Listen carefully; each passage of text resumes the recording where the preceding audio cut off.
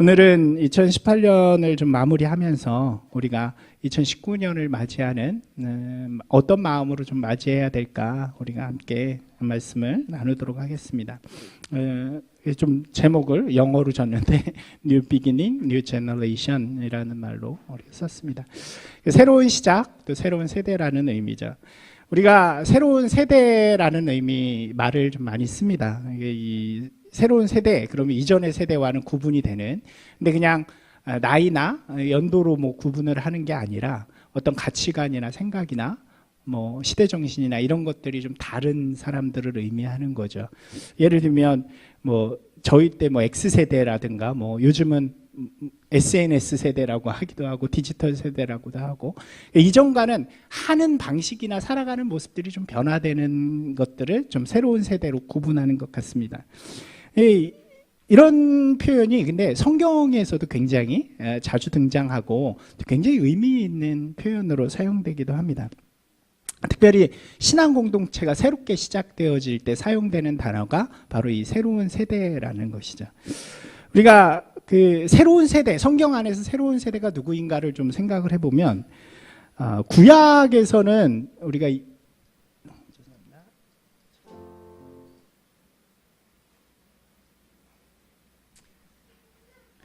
구약에서는 이런 사람들을 우리가 새로운 세대라고 이야기할 수 있죠. 이 광야 속에서 새롭게 하나님의 나라를 만들어가는 사람들을 우리가 뉴 제너레이션, 새로운 세대라고 부르는데요. 이스라엘 백성들이 애굽이라는 땅에서 400년 동안 이렇게 갇혀 살게 되죠. 그 이후에 모세의 인도에 의해서 새롭게 출애굽을 하게 되고 하나님께서 약속해 주신 땅으로 가게 되어지는 것 우리가 잘 알고 있습니다. 이미 조상 아브라함을 통해서 보여주셨던 가나안 땅으로 나아가게 되죠. 근데 중요한 것은 그 나온 사람들, 애굽에서 나왔던 사람들이 한 명도, 그러니까 이 2명을 제외하고는 단 한 명도 가나안 땅, 하나님께서 주시기로 약속한 땅에 들어가지 못하고 광야에서 다 죽게 됩니다. 왜 그랬을까요? 이 사람들은 불순종의 아들들이었죠. 하나님의 뜻 가운데서 약속의 땅을 위해서 출애굽을 하긴 했지만 여전히 그들의 삶 가운데서는 애굽에서의 종살이의 모습들, 애굽의 이방신을 섬기고 하나님에게 순종하지 않고 하나님의 방법을 모르는 그런 사람들의 모습을 가지고 있었기 때문에 하나님께서 딱 생각해 보실 때 이런 사람들로는 도대체 가나안 땅을 정복할 수 없겠다 하시는 생각이 들었던 것 같아요. 그래서 40년이라는 시간 동안 우리가 아는 것처럼 다시 돌아가라고 해서 광야 속에서 40년을 돌면서 애굽에서 나왔던 한 세대들을 모두 다 죽이게 되죠. 그리고 이 나머지 이제 새롭게 태어난 사람들, 그 사람들을 데리고 가나안을 들어가서 가나안을 정복하게 됩니다. 이 사람들을 뭐라고 부르냐면 바로 새로운 세대, 기적의 세대, 미러클 제너레이션이라고 부르기도 하고 또 광야 세대라고 부르기도 하는 것입니다. 왜 이들이 기적의 세대일까요? 이들은요, 애굽을 경험해 보지 못한 사람들이잖아요. 애굽에서의 종살이라든가, 종이라는 것은 묶여 있는 것을 의미하는 거죠. 세상에 묶여 있고 죄에 대해서 묶여 있던 그런 모습들을 경험하지 않고 하나님만을 경험한 사람들이죠. 이 사람들은 광야에서 배가 고프면 어떻게 했을까요? 하나님 주십시오. 그러면 하늘에서 만나가 내리고 메추라기가 내리죠. 목마르면 바위를 치면 물이 나오고 전쟁에서 손을 들면 이기고 이런 기적들을 날마다 경험한 사람들이죠. 그러니 이 사람들의 기준은 이 윗세대처럼 애굽이라든가 이 세상의 기준을 갖고 있는 사람들이 아니라 오직 광야 속에서 하나님이 주신 기준, 말씀의 기준만을 분명히 갖고 있던 사람들이죠. 이 사람들은 순종의 사람들이고 기적의 사람들이었습니다. 그렇기 때문에 이 사람들을 데리고 여호수아가 가나안 땅을 정복할 수 있게 되는 거죠. 이것이 바로 구약에서 보여주는 새로운 세대, 기적의 세대의 이야기라고 할 수 있습니다. 이 신약에서도 그런 새로운 세대가 있죠. 예수님의 제자들과 또 그와 함께한 따르는 성도들을 우리가 이야기할 수 있습니다. 아기가 너무 이뻐요. 이 당시 예수님이 오셨을 당시에 이스라엘은 형식주의적인 신앙들, 세속주의적인 신앙들에 많이 빠져 있었죠. 그러니까 하나님의 사랑이나 진짜 신앙에 대한 부분들은 많이 잊어버린 채로 그저 율법만 지키면 되는 것처럼 그렇게 살아가는 그런 모습들을 많이 보여줍니다. 그냥 이렇게 겉으로만 그런 것들을 지키면서 자기가 잘났다고 생각하는, 자기의 어떤 우월성을 주장하는 바리새인과 같은 사람들, 또 자신의 위치나 이런 것들을 이용해서 세상의 유익을 취하는 제사장이나 이런 무리들이 있었죠. 이런 사람들로는 하나님께서는 더 이상 하나님의 나라를 만들어가기가 어려운 거죠. 온 세상을, 신약의 시대에는 온 세상을 구원하고자 하는 하나님의 뜻이잖아요. 근데 이 사람들에 갇혀서는 온 세상을 향한 하나님의 뜻을 구현하기가 어려웠죠. 그래서 하나님께서는 예수님을 보내시고 그 예수님의 말씀을 통해서, 예수님의 행위를 통해서 그를 따르는 자들이 새롭게 되어져서 그 세대가 세상을 향해서 복음을 들고 나가게 되고, 그 세대를 통해서 이 유대라는 곳에 갇혀 있던 복음이 온 세계로 흘러가게 되는 것입니다. 그래서 이 사람들을 가리켜서 우리가 새로운 세대, 복음의 세대라고 부르는 거죠. 이것이 바로 신약에서 이야기하는 뉴 제너레이션, 새로운 세대라고 할 수 있습니다. 신약의 역사에서도 보면요, 그러니까 이 성경 말고도 우리가 그 이후의 신앙의 역사에서도 보면 이러한 새로운 세대들이 계속해서 때마다 나오게 됩니다. 하나님의 나라가 무엇인가에 의해서 혹은 사람들의 죄나 교만에 의해서 좀 닫혀져 있다고 여길 때마다 하나님께서는 어떠한 특정한 새로운 세대를 통해서 그 시대를 돌파하게 만들죠. 그죠? 카톨릭이 그런 어려움에 처해 있었을 때 루터와 칼빈과 같은 종교개혁자들에 의해서 새로운 세대를 일으키십니다. 그래서 신학의 개혁을 통해서 우리가 이제 그 개신교라는 이름으로 시작을 하게 된 거죠.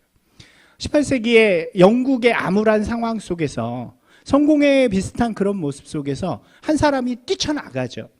그래서 세상을 향해서 복음을 전하고 이렇게 그렇게 살지 말라고 외치면서 부흥운동이 일어납니다. 그게 누굴까요? 웨슬리라는 인물이죠. 바로 우리 감리교회 시작을 하신 분이 바로 웨슬리입니다. 웨슬리 부흥운동에 그 웨슬리를 따라서 온 사람들을 통해서, 그 세대를 통해서 영국과 미국을 구원하시는 거예요. 우리나라도 마찬가지였죠. 일제시대라는 암울한 시대 속에서 미국에서 또 세계에서 복음을 가지고 온 사람들에 의해서 그 복음이 씨앗이 뿌려지고 그 복음에 반응하는 한국의 그 사람들에 의해서 복음의 씨앗이 막 퍼지기 시작하고 우리나라에 거대한 부흥이 일어났잖아요. 그래서 우리나라가 지금 신앙적으로 세계에서 거의 탑에 드는 굉장히 큰 나라가 되었죠. 하나님께서는 그 시대를 변화시키시기 위해서 반드시 새로운 세대를 부르신다는 거예요. 그리고 그 사람들은 이전 시대와 변화된 사람들의 모습을 가지고 있다는 거죠. 오늘 제가 마지막 주에 이 말씀을 선택한 이유는 우리가 크게 보면 우리 자체가 새로운 세대일 수도 있지만 좀 작게 우리 개인에게 이것을 적용해 본다면 2018년이 그런 좀 과거의 모습 속에서 갇혀져 있던 우리의 신앙의 모습이었다면 2019년은 좀 새롭게 변화되어져서 우리의 마음이 새롭게 되어지고 우리의 모습이 새롭게 되어지고 우리의 신앙이 새롭게 되어져서 새로운 시대를 맞이하는 그런 귀한 우리 신앙의 사람들이 되기를 바라는 그런 마음입니다. 에베소서의 말씀에서 보면 이것을 우리에게 분명하게 이야기해 주세요. 우리 주보에 있는 말씀 다시 한 번만 보실까요? 에베소서 말씀 다시 한번 읽어보겠습니다. 너희는 유혹의 욕심을 따라 썩어져가는 구습을 따르는 옛 사람을 어떻게 해요? 벗어버리고 오직 너희의 심령이 새롭게 되어 하나님을 따라 의와 진리의 거룩함으로 지으심을 받은 새 사람을 입으라. 아멘. 사랑하는 여러분, 2019년에 좀 새롭게 새 사람을 입는 저와 여러분이 되기를 소망합니다. 우리 안에 새로운 제너레이션, 사람이 완전히 뭐 이렇게 변화되지는 않지만 이전과는 좀 다른 새롭게 변화되는, 그래서 하나님의 나라를 만들어가는 귀한 분들이 되시기를 소망합니다. 그럼 어떻게 우리에게 성경은 이 변화된 사람, 새로운 세대의 모습을 보여주고 있는가, 우리가 그것을 좀 찾아보려고 하는데요. 가장 먼저는 변화의 시작은 꿈꾸는 것으로부터 시작된다는 거예요. 한번 같이 읽어볼까요? 변화의 시작은 꿈꾸는 것으로부터 시작됩니다. 새로운 세대, 새로운 세대는 꿈꾸는 세대라고 이야기할 수 있어요. 하나님께서 새로운 세대를 통해 하나님의 일을 하실 때에 가장 먼저 하시는 일이 꿈꾸도록 하시는 거예요. 성경을 보면 거의 대부분의 사람들이 하나님으로부터 부름받을 때 하나님이 주시는 꿈을 꾸면서, 그 비전이라고 하죠. 그것을 꾸면서부터 그의 삶이 하나님께로 나아가는 시작이 됩니다. 우리 아까 이야기한 이 새로운 세대, 뉴 제너레이션의 이야기를 보면 하나님께서 주시기로 약속하신 그것을 먼저 꿈꾸고 보게 하시는 거죠. 가나안 땅은 아브라함을 통해서 하나님이 이전에 400년도 더 전에 이미 보여주셨던 땅이에요. 그리고 새롭게 모세가 그것을 마음에 품게 되죠. 그리고 이스라엘 사람들은 광야에 나가서 먼저 그곳을 들렸다 오게 돼요. 들려오면서 그곳에 대한 꿈, 하나님이 보여주시는, 하나님이 약속하신 그 비전을 마음에 품기 시작하는 거죠. 그리고 그 비전들이 모아져서 여호수아와 함께 그 땅을 정복하는 일들이 일어나게 되는 것입니다. 이 예수님의 제자들도요, 우리가 성경을 보면요, 예수님께서 제자들에게 하신 대부분의 말씀, 대부분의 비유, 여러분들 비유 혹시 뭐 기억하시는 거 있나요? 한번 생각해 보세요. 뭐 열처녀 비유라든가 달란트 비유라든가 뭐 누룩 뭐 이런 거 다, 그리고 이렇게 씨 뿌리는 비유 이런 거 있잖아요. 근데 우리가 놓치고 가는 게 있는데 성경을 잘 읽어보면 그 비유 앞에 시작할 때 뭐라고 하는지 아세요? 하나님께서, 예수님께서 말씀하시되 천국은 이러하니, 이렇게 시작을 하세요. 천국은 하나님의 나라를 의미하는 거죠. 예수님께서 오셔서 제자들에게 또 그를 따르는 모든 이들에게 말씀하실 때 가장 강조하셨던 게 뭐냐면 하나님의 나라예요. 하나님의 나라에 대해서 보여주시는 거죠. 이야기해 주시는 거죠. 그래서 그것을 듣는 제자들이, 아, 하나님의 나라는 이런 곳이구나, 하나님의 나라는 이런 아름다움이 있고 이런 일들이 일어나는 곳이구나 하는 마음들을 품기 시작합니다. 그리고 나서 그들에게 예수 그리스도의 은혜와 성령의 임재가 역사할 때 그들은 그 하나님의 나라를 품고 세상으로 나아갈 수 있었다는 거죠. 사랑하는 여러분, 우리가 새로운 시작, 새로운 시대를 열기 위해서는요, 반드시 꿈꾸는 사람들이 되셔야 합니다. 우리가 현실만 바라보면 꿈꾸기 어렵잖아요. 내 상황, 내 처지만 바라보면 꿈꾸기 어렵죠. 그러나 꿈꾸지 않는 사람들에게 하나님의 역사는 일어나지 않는 것입니다. 꿈꾸지 않는 백성들에게는 아무런 소망이 없는 것입니다. 비전이 없으면 실체가 없는 거죠. 여러분, 비전을 품는 분들이 되시기 바랍니다. 여러분, 어떤 꿈을 가지고 계신가요? 꿈꾸는 사람과 그렇지 못한 사람의 차이는 분명하죠. 우리가 이렇게 우리의 삶, 우리의 가정, 또 우리의 교회를 바라보면서 아름다운 하나님이 주신 비전을 꿈꾸는 사람은요, 그 자리가 변화되기 시작하는 거예요. 그렇지 않을까요? 우리가 정말로 교회 예를 들면 하나님의 아름다운 교회가 되기를 막 꿈꾸는 사람은요, 오늘 나의 삶의 자리에서 사람들을 만날 때, 또 교회 안에서 우리 가족들을 만날 때 대하는 게 달라지죠. 그러나 교회에 대해서 아무런 비전이 없는 사람은 그냥 왔다 가면 그만인 거예요. 누가 말 시켜도 투명하면 그만이고. 우리 가정에 대해서도 마찬가지죠. 하나님이 주신 사랑으로 정말 아름다운 가정을 꿈꾸는 사람은 그때부터 그 삶이 변화되기 시작되어지는 거죠. 더 사랑으로 대하고, 더 용서로 대하고, 관대하게 그렇게 가는 거죠. 여러분, 어떤 꿈을 꾸시나요? 여러분, 아름다운 하나님의 꿈을 꾸시는 분들이 되시기 바랍니다. 저는 날마다 꿈꿔요. 예전부터 이렇게 그냥 이렇게 꿈 말고, 그런 꿈 말고 비전이라고 그러잖아요. 비전의 의미가 이제 텔레비전처럼 보인다라는 것을 의미하거든요. 성경에 보면 하나님께서 꿈을 주실 때 그 모습이 이렇게 보이시게 하실 때가 되게 많아요. 저도 그런 경험들이 자주 있거든요. 하나님이 꿈을 보여주시고 어떤 행사를 할 때 특별히 그 꿈을 보여주시고 그것이 이루어질 때가 있어요. 중간에 그것을 위해서 기도하면서 정말 최선을 다해서 살아가는 거죠. 사랑하는 여러분, 여러분도 꿈꾸는 분들이 되시기 바랍니다. 교회를 위해서도 꿈꾸시고요, 여러분의 가정을 위해서도 꿈꾸시고, 특별히 자신을 위해서도 꿈을 꾸는 분들이 되시기 바랍니다. 아멘이신가요?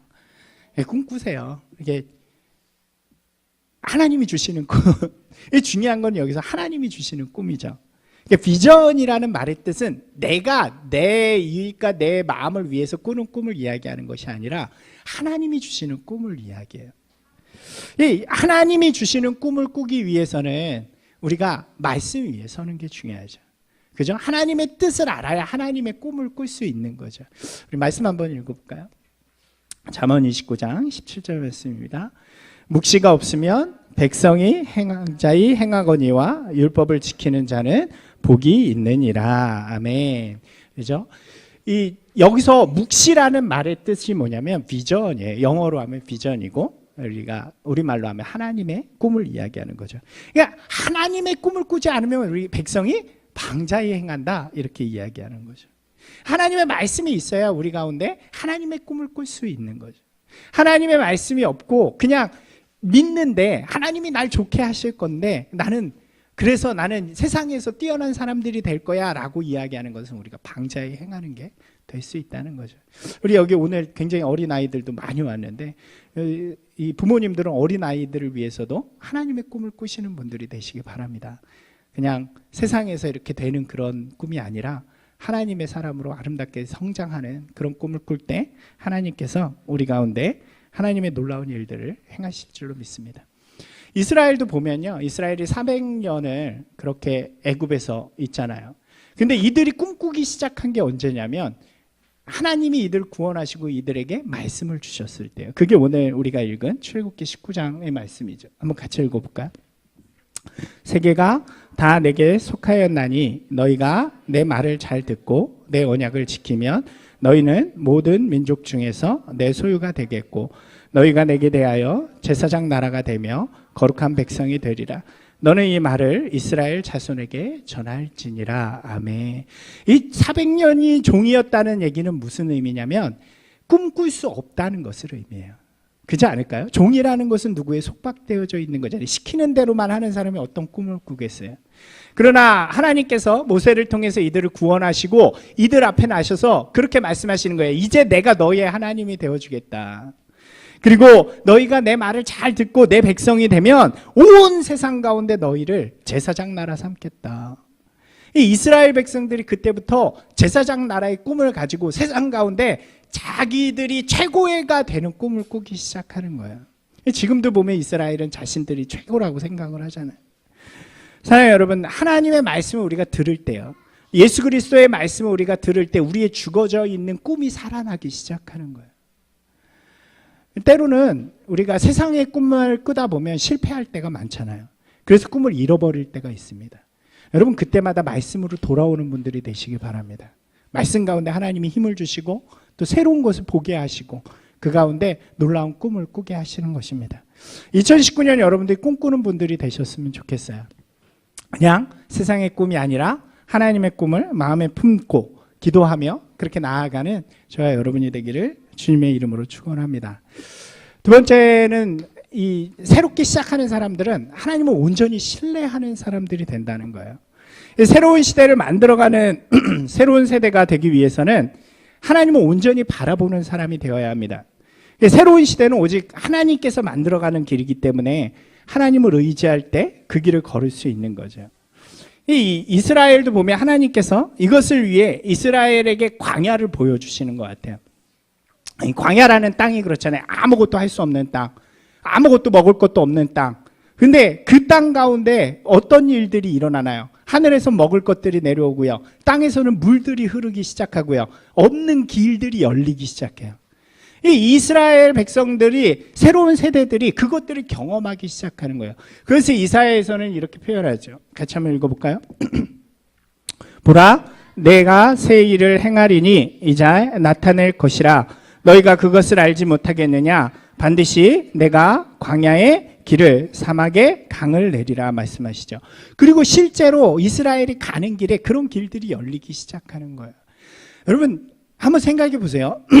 광야라는 곳에 아무것도 없잖아요. 죄송합니다. 그 길을 그냥 걸어가는 거예요. 꿈만 하나 보고 비전만 보고 걸어가는 것입니다. 그 마음에 뭐가 있었을까요? 바로 신뢰가 있는 거예요. 하나님께서 우리 길을 열어주실 것이다. 애굽에 그 강한 군대를 물리쳤던 하나님께서, 홍해의 그 큰 바다를 가르신 하나님께서 우리가 가는 이 길 가운데 하나님의 길을 열어주실 것이다. 할렐루야.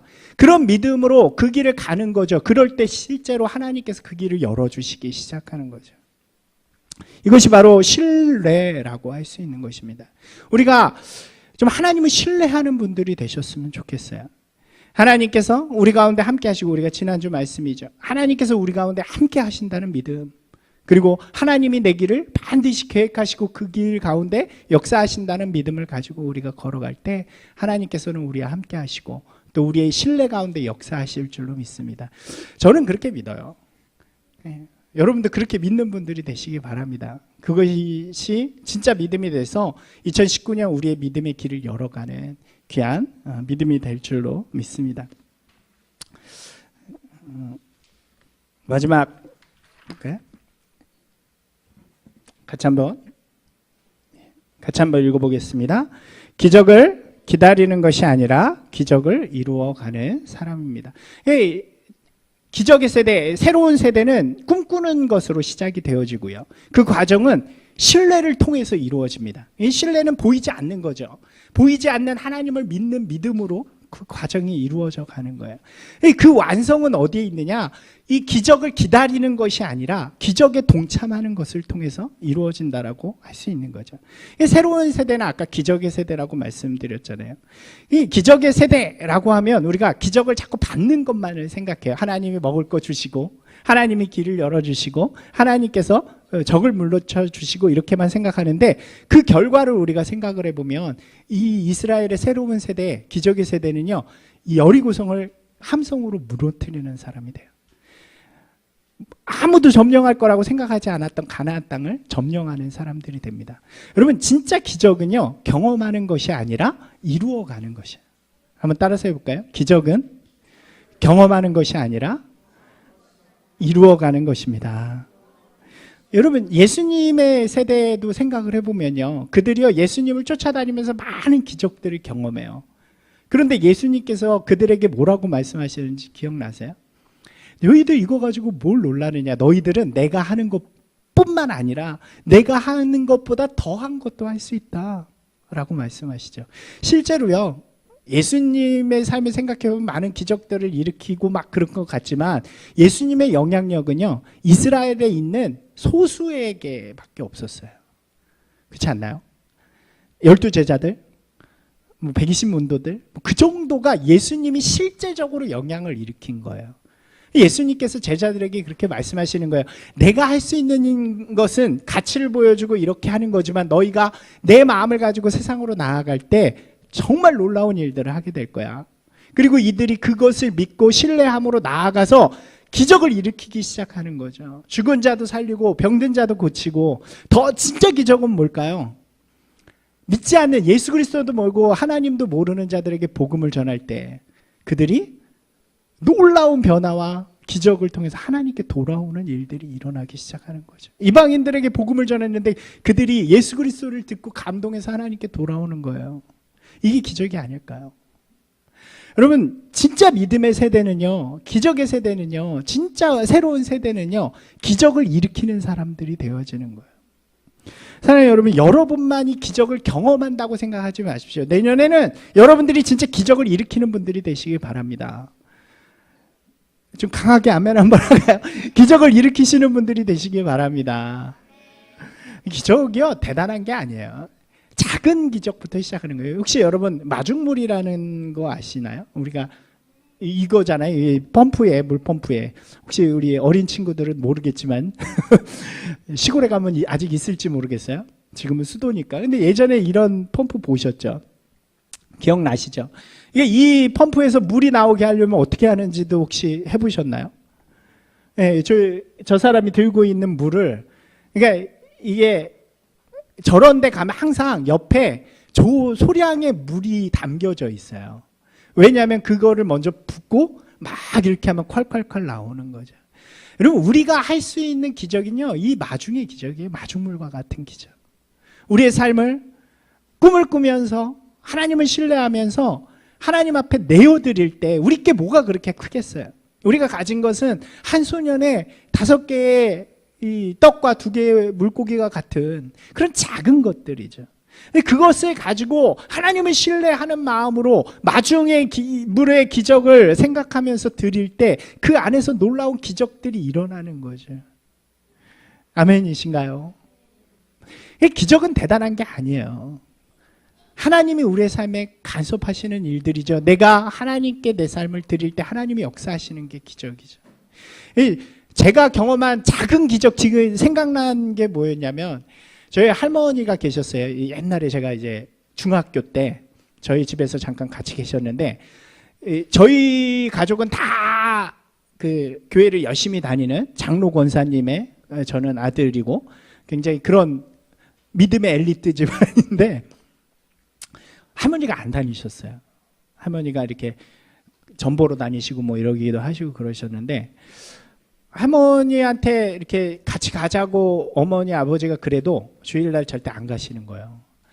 근데 제가 그때가 초등학교인가 중학교 때였는데, 교회에 이제 기도 제목 내고 뭐 이렇게 하는 게 있었는데, 거기에다가 막 이렇게 보통 그 나이 때는 자기 좋은 거 쓰잖아요. 용돈을 많이 얻게 해주십시오 뭐 이런 거 쓰는데, 제가 거기서 웬일인지 철들었는지 그때 우리 할머니가 함께 교회에 나와서 예배 드렸으면 좋겠습니다 이렇게 적은 거예요. 근데 이 놀라운 기적이 일어났어요. 할머니가 어떻게 했을까요? 그 다다음 주에 교회를 나오신 거예요. 왜 나오셨을까요? 저희 교회에 그 전도사님이나 선이었나 생각이 되는데, 그걸 가지고 저희 할머니를 찾아오신 거예요. 손자가 할머니 교회 나오라고 딴 기도 하나도 안 쓰고 그 기도 썼다고. 우리 할머니가 감동을 하시고 교회를 나오시게 된 거죠. 물론 그 다음에 또 안 나오셨어요. 나오다 마시다 그렇게 가셨지만, 그런 기적들인 거죠. 작은 우리의 삶의 도전을 통해서 일어나는 기적들, 우리의 삶의 변화들을 통해서 일어나는 기적들, 매일 똑같이 올해 했던 일들을 내년에도 해가지고, 근데 난 똑같이 할 테니까 하나님 기적을 베풀어 주세요 하는 기적이 아니라, 그것은 그냥 기적을 기다리는 사람의 이야기고요. 우리가 새롭게 꿈을 꾸는 거예요. 교회에 대해서도 꿈을 꿔요. 하나님, 이 자리가 좀 하나님의 백성들로 가득 차서 정말 하나님 앞에 예배드리는 자리가 되길 원합니다. 그리고 하나님께서 내 삶 가운데 행하실 일들을 신뢰하면서 이제 변화되는 거죠. 나가서 한 번도 안 해봤지만 교회에 한번 나가보실래요? 그랬을 때 갑자기 어떤 사람이, 네, 제가 나가겠습니다. 이런 게 기적 아닐까요? 우리가 항상 미워하고 내 것만을 챙겼는데, 이제 꿈을 꾸는 거예요. 우리 가정 가운데, 우리의 삶 가운데 하나님의 공의가 일어나고 나눔이 일어나고 사랑이 있었으면 좋겠다. 그래서 이제는 미워하고 다툼하던 거, 내 것만 챙기던 걸 조금 바꿔보는 거죠. 그래서 다르게 했더니 그 안에서 놀라운 하나님의 기적들이 일어나기 시작하는 거죠. 여러분, 여러분의 삶에 그런 기적들이 있길 소망합니다. 그래야 진짜 믿는 재미가 있잖아요. 여러분, 그렇지 않나요? 하나만 여쭤볼게요. 믿는 재미가 있으신가요? 저는 신앙에 재미가 있어야 된다고 생각해요. 그게 이제 하나님이 주시는 조이라는 건데, 교회를 나오는데도 맨날 똑같아. 그냥 주일날 나와서 재미라는 거는 찬양할 때 박수 치면서 찬양하는 것밖에 없으면, 그럼 그건 진짜 우리 삶에서 기쁨이 없는 거죠. 언제 진짜 기쁨과 즐거움이 일어나나요? 하나님이 나와 함께 하신다는 걸 내가 경험할 때. 할렐루야. 여러분, 하나님이 여러분과 함께 하시는 한 해가 되기를 소망합니다. 그걸요, 그냥 말로만 하나님 나와 함께 하시네가 아니라 내 삶의 기적을 통해서. 여러분의 혹시 가족 가운데 믿지 않는 분들이 있다면, 여러분 사랑으로 섬기면서 내년에 한번 손을 내밀어 보세요. 아직 마음 가운데 미움과 다툼이 있는 분들이 있다면 한번 여러분의 마음 가운데 주님의 사랑으로 그들에게 손을 내밀어 보세요.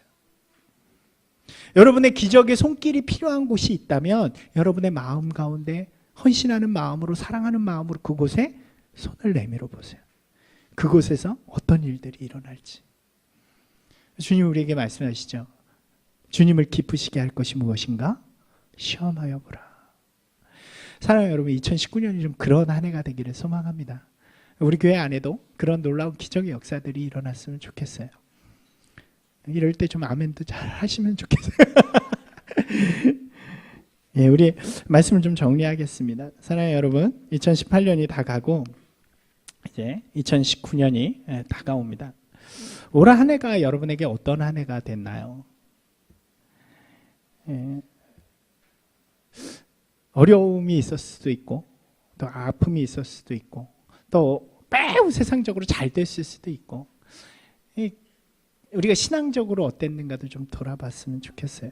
그러면서 우리가 이제 내일 송구영신 예배도 감사 예배도 드리겠지만 좀 마지막을 좀 반성하면서 2019년을 새롭게 우리 삶에 이전과는 좀 다른 놀라운 역사들을 기대하면서 새롭게 변화되는 시간이 되길 소망합니다. 그죠? 현실만을 바라보면서 그것에 얽매여서 살았다면 이제 눈을 들어서 주님께서 주시는 비전, 하나님의 꿈을 바라보는 여러분들이 되시기 바랍니다.